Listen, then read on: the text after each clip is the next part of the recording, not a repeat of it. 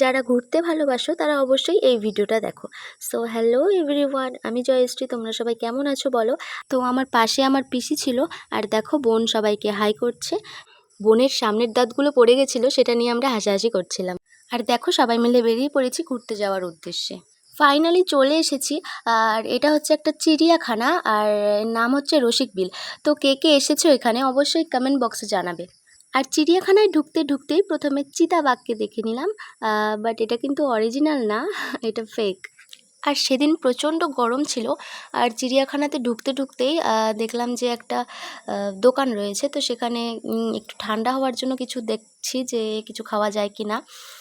দেন সবাই মিলে ফ্রুটি খেয়ে নিয়েছিলাম। আসলে এত গরম ছিল তো ফ্রুটি ছাড়া কিছুই ভাল লাগতো না। তারপর একটু পেয়ারা মাখাও খেয়েছিলাম। আর আমি বারবার শুধু বুনুকে বলছি, এই বুনু তোর দাঁতগুলো দেখা না। আর গাইজ, এই পুকুরটাতে কিন্তু অনেক কুমির ছিল। তো ভিডিওতে অত বোঝা যাচ্ছে কি না, বাট দেখো দেখাই যাচ্ছে একটা।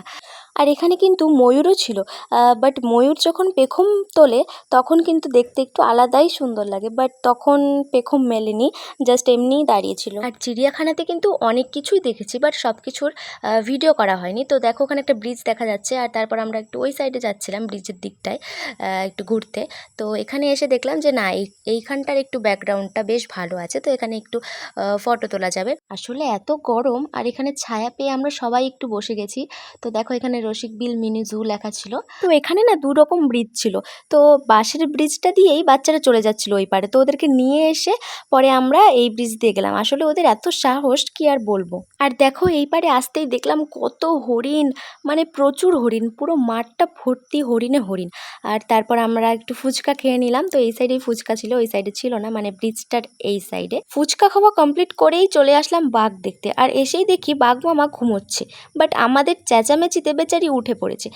কিন্তু একটা জিনিস আমি বুঝলাম না, যে এত বড় জায়গায় একটা কেন বাঘ, আরও তো দুটো তিনটে থাকতে পারতো, মানে বাঘদের কি বেশি জায়গা লাগে নাকি? আর বাঘটাক দেখে আমরা বড়রাও সেই বাঁশের ব্রিজ দিয়ে পার হয়েছিলাম।